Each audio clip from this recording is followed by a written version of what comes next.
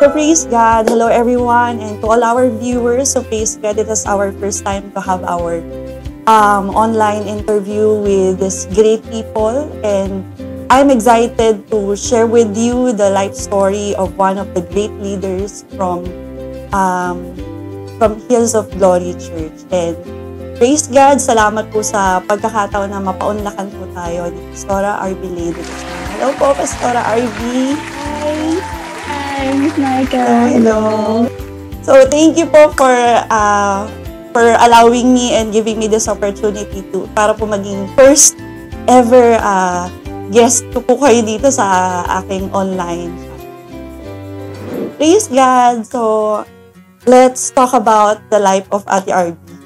Ayan. So, Miss RB, Pastora RB, kindly introduce yourself po to our audience. So, unang-una po, I'm humbled po to be your guest for this great opportunity, no, to share the word, to share what God has been doing in our lives through this platform. So thank you for maximizing every platform that we can have to spread gospel, to spread the goodness of God. So as Miss Micah mentioned, ako po si Pastora RB. You can call me Ma'am RB or Miss RB. So I'm a teacher by profession po. I'm a mother of 2 kids, and my husband and I are actively involved in the ministry. So yun lang po siguro masasabi ko sa sarili ko. I'm 33 years old currently and have been ordained last August 2022 as a pastor sa aming church. So I'm happy to be meeting everyone and to be sharing what God has been doing in my life through this platform. Praise God. So, yung tingin ko yung pinaka-first meet natin together, online din during pandemic, I think 2022, and I invited personally Pastora RB Lee to give us online coaching about leadership. And praise God, I believe talagang grabe yung impact nung monthly coaching po natin during that time until now. Talagang yung ang dami po naming natutunan, hindi lang by knowledge, but grabe, even by experience. So praise God. So may I ask, Pastora RB, who are you as a leader, as a life group leader? Actually, it's a hard question, no?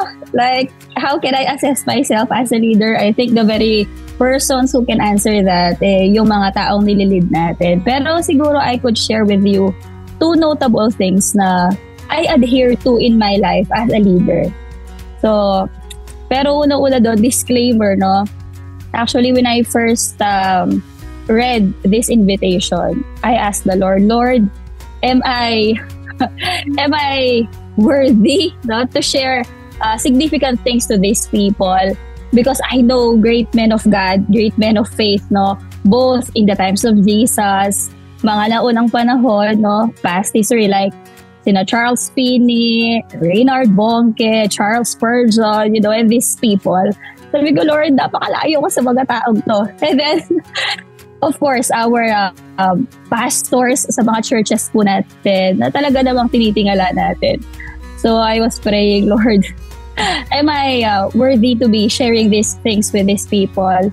But with these notable things that I'll be sharing, one is, I rely on God's grace alone. So technically, it's not me, no, but the grace of God, no, but His grace that is at work in each and every one of us.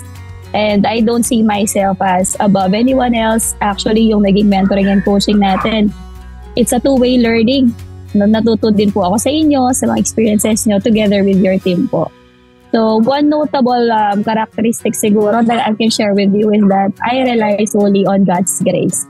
I acknowledge His grace over my life. That without Him, without His presence, kung wala yung pagsama niya sa atin, we cannot fulfill this call. Kasi hindi po biro-biro yung pagkatawag ng Diyos sa atin. So that's one, I rely on God's grace. And then number 2, I learn from my man of God. I am very grateful that Bishop Mark has been my mentor since I was young. I watch him, I look up to him, and I try my best to imitate him. Alright? Hindi perfect, no? But really, I learned a lot from him. Each time that I listen to him, I feel like I'm being oriented about the direction of our church, about what God has been leading our church to, about where He's leading our church to. Every time I listen to him, every time I try to connect my heart to him, yung nararamdaman mo yung vision, yung mission, and God's call for each Christian na tinawag niya. So, if there are any other traits, no, I think my team would be able to answer that. Pero two notable things, I rely on God's grace and I learn from my mentor, from my man of God. So that's how I am on my own point of view as a leader. Praise God, Pastora RB. And I also sense it, yung humility, the spirit of humility is in you.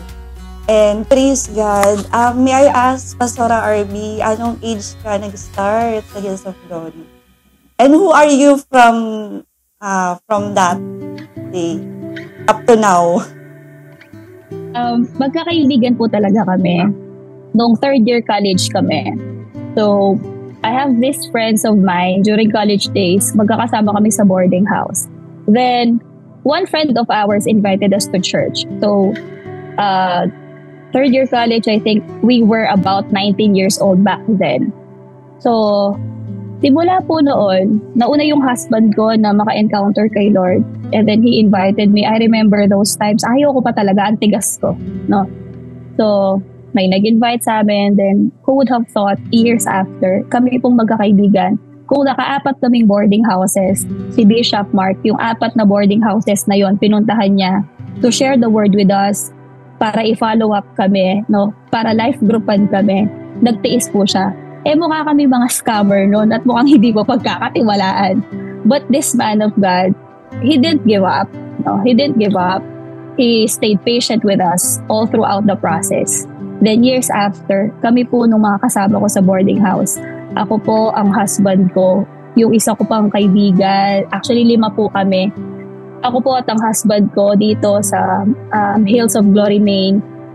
We're both ordained also as pastors. And then one also of these 5 nasa Hong Kong na ordained din po bilang pastor and he's leading Hills of Glory Hong Kong. And then the other one nasa Hills of Glory Pandakaki na ordained din bilang pastor and right now he's the resident pastor of Hills of Glory Pandakaki Outreach. So I'm happy to be part of this circle of this friendship na even if we started young and hindi mo pagkakatiwalaan. But God transforms. Then years after, pare-parehas po kami ngayon na na-ordain po bilang mga pastor. And I praise God for that. And I thank God na gumamit siya ng vessel, no? Gumamit siya ng instrument para eto kami ngayon. Back then, pag darating si Bishop sa boarding house, nagsusugal pa kami. Si Bishop, itatago yung mga barat and all, lahat yata ng uri ng mga kasalanan, no, ginawa namin, no. Really, it was a dark past. But God's ways are unimaginable. So yung mga akala mong hopeless, no, wala nang pag-asa, kami po yun. Pero sa awa at sa pagmamahal po ng Panginoon, nabago po yung takbo ng mga buhay namin. And I thank the Lord for that. Oh, praise God. And I believe na hindi nyo rin po na-imagine that you will be a pastor someday. I think parang it's not your original plan. And I believe it's God's plan in your life na talagang yung calling ng Panginoon ay mangyari po sa buhay. So praise God, yan. And eto, I'm so curious about this kasi grabe po, later sasabihin sa atin ni Pastor RB yung ginagawa ng Lord sa kanilang life group. But I believe despite na grabe yung blessing manifestation, meron ding mga troubles, may mga hardship din na pinagdaanan. Especially nung pandemic. And kaya ako na-curious, Pastor RB. Kaya ako na parang si Pastor RB yung gusto kong interviewin. Unang-unang guest, kasi personally, I really want to encourage the life group leaders from different churches na marami pa rin talagang, meron pa rin mga effect or yung parang mga post-pandemic effect sa life group ng mga life group leaders, sa leaders from different churches. And ang dami rin talagang mga nasugatan, hindi makamove. So parang I hope and I pray through this channel, no, somehow the Lord will use us to really encourage and inspire them. Despite na kahit tayo nakaranas talaga tayo. So ano po yung mga common struggles and problems na encounter nyo during pandemic? Back then, during the pandemic, nakakalungkot na maraming churches yung nagsara. Maraming mga pastors talaga, they really struggled, no? Nakikidalamhati ako sa mga naranasan ng simbahan noong mga panahon na nagla-lockdown. Actually, it was painful not to worship the living God inside His temple. Diba? It was painful na hindi ka makalabas, no? Na hindi mo ma-meet your brethren, na you cannot see your Christian community. Actually, masakit po yun. But as I reminisce, no, as I try to recall during those times, it was a time where a different wave of fire lumiyab sa ating mga puso. Kasi restricted tayo back then, restricted tayo Noon, the struggle actually, the very common struggle is the distance barrier. Kasi nga, hindi po tayo makalabas. Pero still, we maximize the use of technology. No? I remember nung pandemic, meron kaming online prayer meetings. No? We were really interceding na nakabukas sa Zoom, nakabukas sa Messenger. No? And then our life groups were also online. Tapos, nagre-record sina Bishop na mga preachings. No? Sila lang no, yung nagre-record and then it will be aired. So yung word of God na re-receive natin through the screen. No? But it was just as powerful. Naramdaman ko during that time na may mindset kami na hindi kami papapigil dito. The more na nag-pray kami, the more na nag-seek kami kay Lord. Kasi marami kang time, nasa loob ka ng house. So the seeking, the digging of the word, the praying, we're not hindered. Kasi nandyan ka lang sa bahay. So, bukod dun sa distance na barrier, bukod dun sa mahirap makabili ng mga commodities and all, no, mahirap lumabas. Pero in terms of spirituality, it reminded us, while you have the opportunity, seek the Lord while He can still be found. Kaya naalala ko noon, na-realize namin, dati tinitake for granted ko yung pagpunta ng simbahan. Tas ngayon na hindi ako makapunta, I'm hungry for it. Gutom na gutom ako para doon. So, gano'n yung impact ng pandemic back then. May mga iba na nag-adhere talaga sa call of the government, may mga natakot na, may mga punong-puno ng doubts and all. But I thank God that season ended already. Kaya nung pagbukas ulit, after the pandemic, post-pandemic, excited ulit yung mga tao. Wow, finally! Makakatas ako nakabay sa worship, makikita ko yung mga brothers and sisters, no? Makikita mo yung mga brethren mo.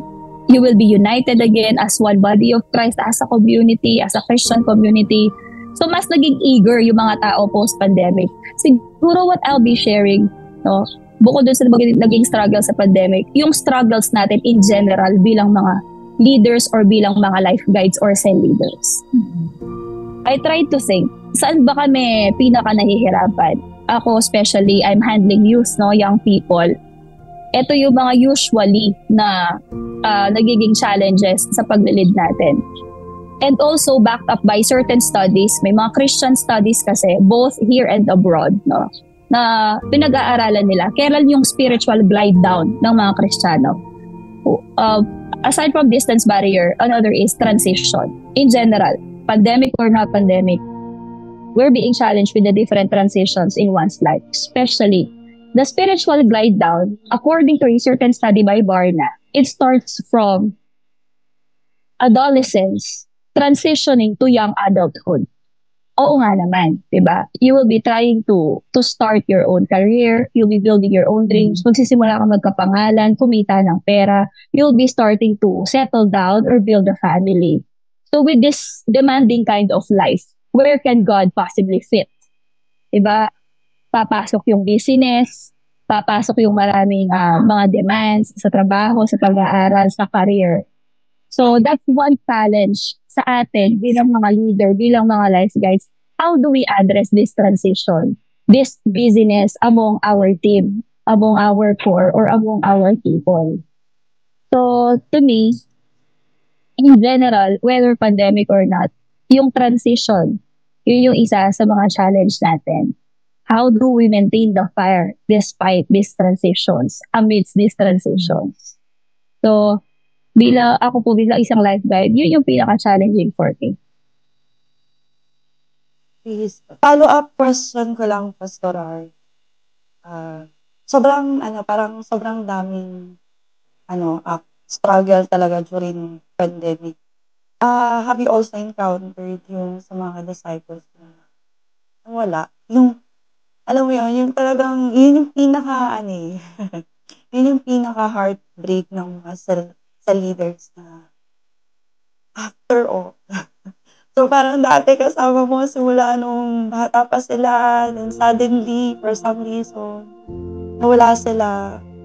Yung kahit na anong gawin mo bilang life group leader it's true that may boundaries. Hindi natin hawak yung decisions nila.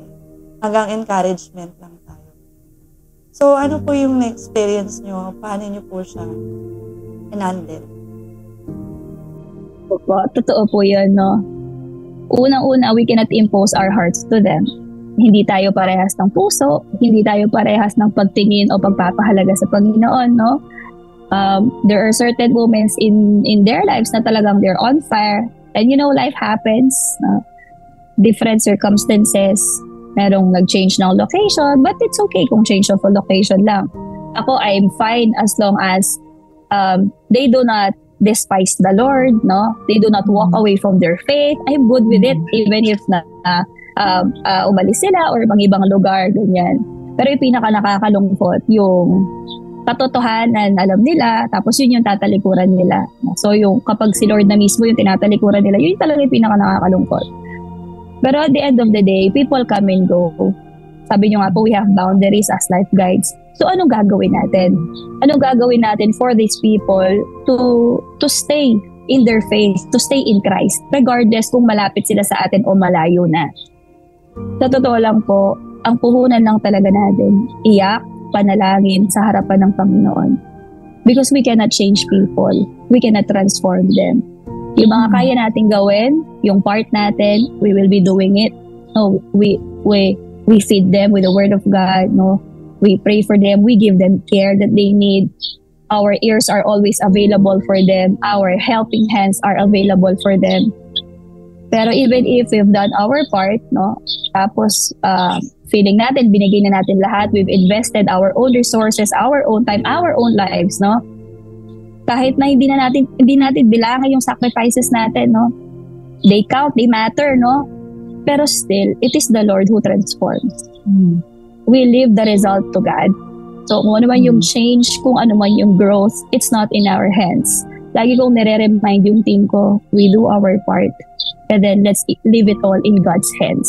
Ang importante, ang pinaglingkuran natin, yung Panginoon. So as long as we do all these services unto God, not for these people per se, no? Si Lord na ang bahala sa resulta. We get frustrated kasi of the results. Pero it's our heart before God while we do the service that matters. So, ayun po. And eventually, si Lord po yung nagbibigay sa atin ng comfort. And even if we struggle with, say, with one soul or with two souls, with three souls, meron ding mga souls na nakakapagbigay ng comfort sa atin. Minsan tayong mga leader, frustrate tayo, feeling natin, walang kwento yung pagiging life guide ko, yung pagiging leader ko, no? Dahil ganito, ganyan. Pero on the other hand, makakita ka pa rin ng dahilan na what you do matters, what you do counts. So, let's not be disheartened, let's not be discouraged. Lagi ko sinasabi, we lose the best of ourselves because of these happenings. May nawawala, may naliligaw ng landas, no, and all. Pero ang tendency, we rob yung mga nandyan, yung mga present pa, yung mga okay naman, we rob them of the best service that we can give to them because nakapako yung mga mata natin dito sa mga bagay na to. So, naniniwala ako whether nagstay or nawala, yung seed na tinanim natin sa mga taong to, eventually, it will grow and it will bear fruit in due time. In due time. Po. So, praise God. Kanina habang nakikinig ako, napapaisip din ako sa akin personally.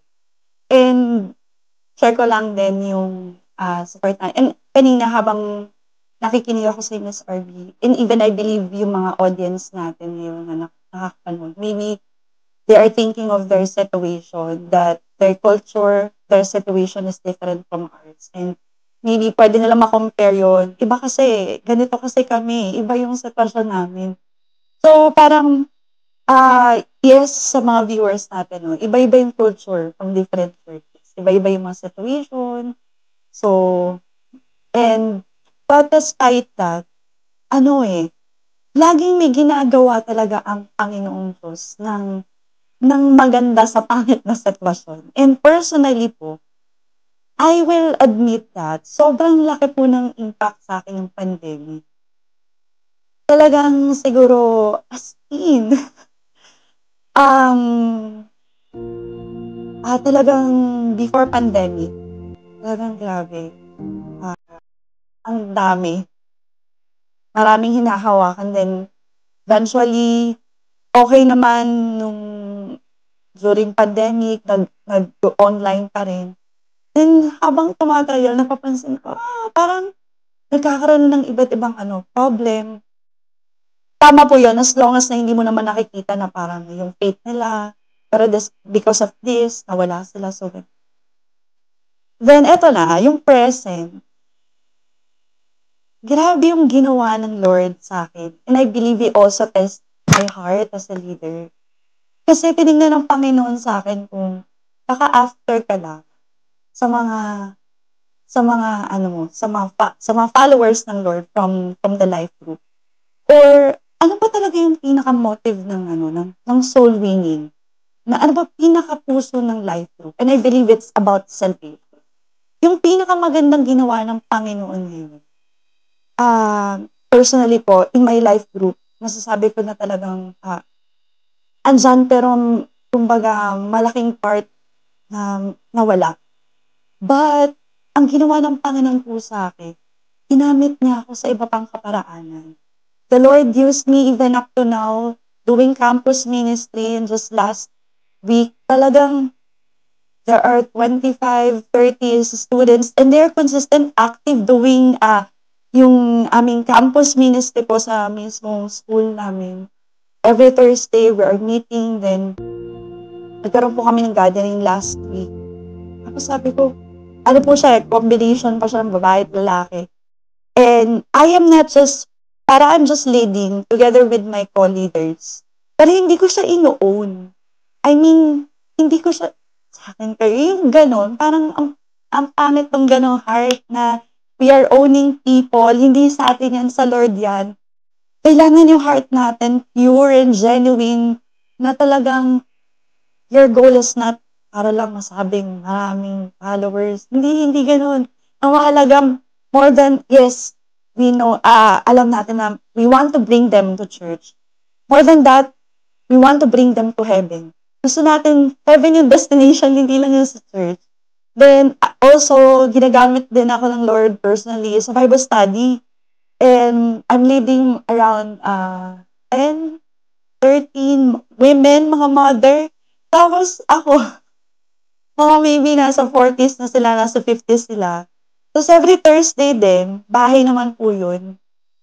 Doon naman ako ginagamit ng Lord with pure intention na hindi para sa cell group, hindi para ganito, kundi para lang talaga yung gospel, makakilala sila sa Panginoon. And I believe si Lord may gusto siyang ipagawa sa atin. Kaya niya inalaw yung mga bagay niyon to purify our hearts, our motive, yung intention natin. And I believe tapat ang Panginoon, nakikita niya lahat ng ginagawa natin. Ang totoo, and I believe yung reward talaga nasa heaven. Wala dito. So, praise God. Ayun, so nakakaano po na, nakakatawa, iba po yung iba-iba yung ginagawa ng Panginoon sa ating church. And yan, praise God. Finally, ano po yung pinaka-advice and encouragement to all life group leaders, life guide, para po they keep on continuing the vision to win soul and make disciples? Ako, generally, this is the number one. Nothing beats this. Stay in God's presence. Actually, when you're close to God, kapag close ka sa taong mahal mo, alam mo kung ano yung gusto niya. And when you stay in His presence, you will know His heartbeat. And His heartbeat is none other than souls. Ang sabi ng Bible, He wants everyone to come to repentance. He wants no one to perish. Kaya nga po, di ba, while we were still sinners, Christ died for us. Hindi naman natin masisigurado kung ibabalik natin, kung maniniwala tayo or what, but still, He gave His Son, His only begotten Son, Jesus, because He loves us that much. So stay connected with God, stay in His presence, so that you will know that His heartbeat comes soul winning and discipleship. So technically, it will keep you moving, it will keep you working in the vineyard, in God's vineyard, if you stay in His presence. And then for practical tips lang, for life guides, no, for cell leaders, we need preparation.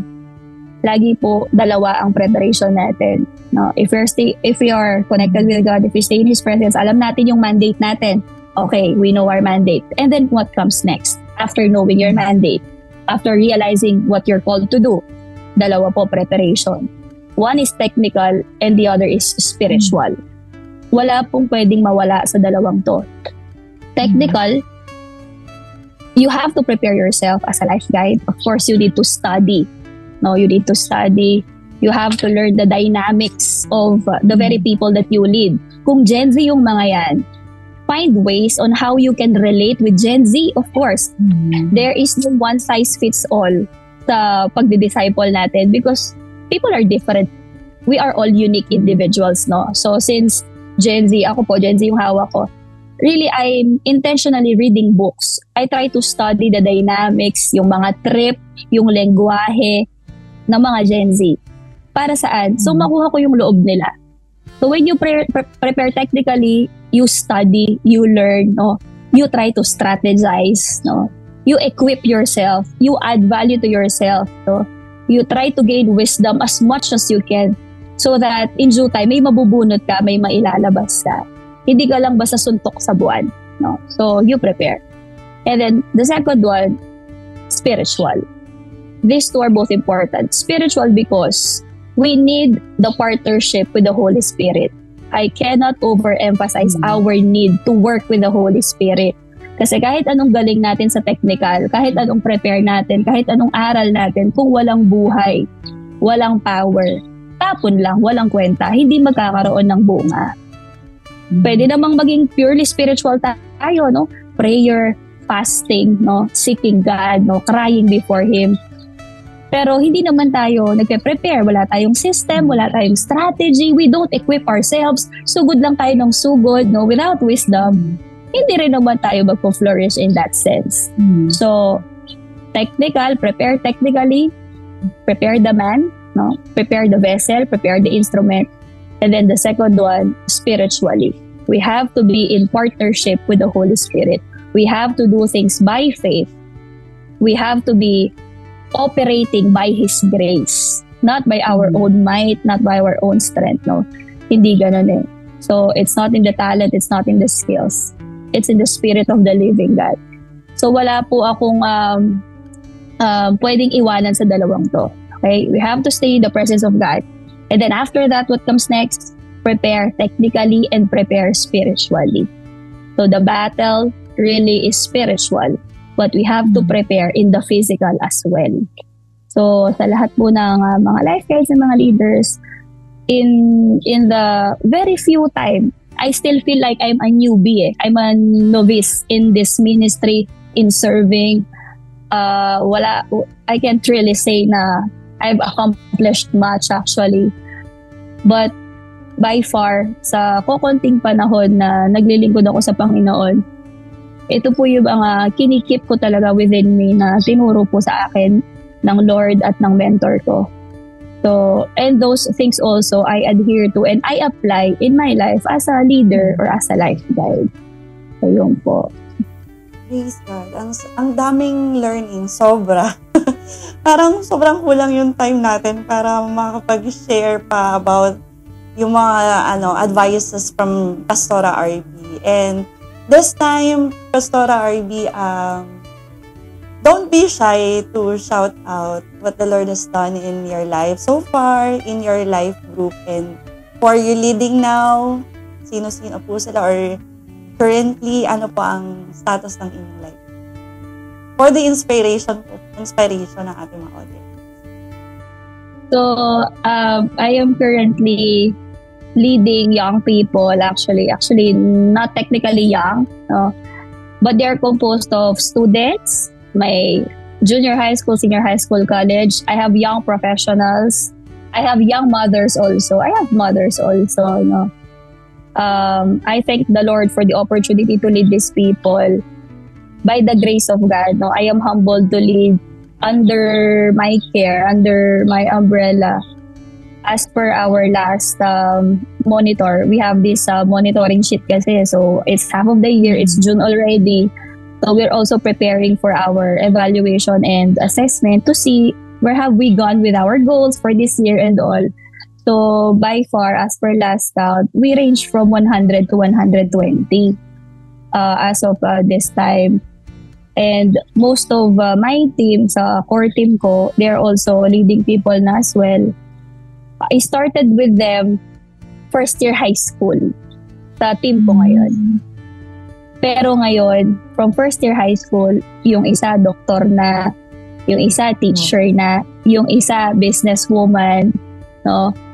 Actually, marami sa kanila teachers, yung isa college professor, yung isa nag-graduate ng accountancy, mag-exam to be an accountant. So, actually, it has been a decade or more than a decade with them. So, and the Lord has blessed us, no? I don't take any credit because I thank God, I praise God for their lives also because they are really working. They're really working in the vineyard. They also love the Lord. So we do it collaboratively, no? Hindi lang dahil sa akin o kanino man, kundi dahil sa Panginoon at sa mga buhay nila. So ngayon, we're reaching whom we can. Last time we've met with our sisters inside the campuses to empower our campus ministry. And then this few weeks from now, we'll be meeting naman our young professionals to empower our working people inside their workplaces para ma-reach din namin yung mga professionals. And also, we have plotted schedules to meet our young mothers kung paano kung mamamaximize bilang isang nanay na despite you being a mother, you can still be used mightily in God's vineyard. From since then hanggang ngayon, I've seen my team grow in the Lord, and I praise God for that. Hindi po dahil sa kung ano man, but it's solely really by the grace of God. Actually, minsan di ko maisip na okay, I've been with these people for more than a decade. And we've been doing this, God's business, for quite a time. Actually, ngayon, pakiramdam ko, ang tanda ko na. Pero sa totoo lang po, even if ganyan, my family also, nagsiserve na kay Lord, pero sa ibang outreach ng Hills family, from really wrecked family. Tapos ngayon, yung nanay ko, soul winner, who would have thought after 10 years of praying, they will come to know the Lord, they will be involved in the ministry, like 10 years talaga. Kung tutuusin, pwede nating maramdaman, okay na rin naman yung pamilya ko, saved na, okay naman niya yung life group ko, no? Pero sa totoo lang, deep in my heart, I'm 33 years old, but I feel like wala pa akong nagagawa talaga na exploit na matindi para kay Lord. Hindi ko pa talaga na ibibigay yung todo, yung best, yung deserve niya. Sometimes may kirot sa puso na, 33 na ako. Feeling ko, I only have little time to serve God. So I really want to maximize everything that I can. Kasi sa totoo lang, if we will be compressing our lives, madami dyan pang personal. Pang personal, no? Pero alam mo yun, yung puso mo, uhaw na ibigay yung para sa Diyos talaga. I don't feel accomplished po. I don't feel accomplished whether sa paglilingkod, sa paglilid ng mga tao. I feel like there's a lot of work to do in God's vineyard. The work never ends. The work is from generation to generation. And it should be our commitment as Christians to reach one soul at a time. To reach every soul that we can. As long as we have the strength, as long as we are capable, sige lang ng sige. We'll never know po kasi. No? We'll never know. Especially with all that's happening around, with the signs of the time. So, we have no much time left. Sabi nga ni Bishop, we don't have the luxury of time, like to chill, to relax, para maging kampante, para ma-feel mo na, oh, okay na. Hindi po ganun eh. So, life guides, even if some would say this is a testimony already, but to me, it's a work in progress. It's still a work in progress. And there are a bunch of souls to reach out sa eskwelahan natin, sa pamilya natin, sa workplaces natin, sa mga lugar na ginagalawan natin. Hindi pa tapos. Madami pang gagawin.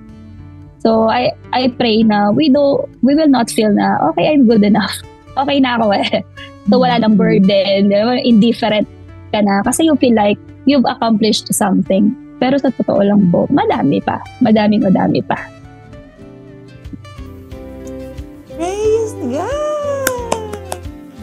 Praise God, Pastora RB, for inspiring, fruitful, and full of spirit conversation with you po. And sobrang I believe lahat po ng audience natin yan, sobrang na-bless. And I want you to leave comment from this video. Can be uploaded in YouTube or on my page. Hindi natin alam, pero grabe. Sobrang worth it po yung first na guest natin for today. And I believe marami pang susunod ng mga great stories from this channel. At God bless this channel at marami pa pong ma-inspire. And thank you so much again, Pastora RB, for giving us time and sharing your life with us. Sobrang na-bless po.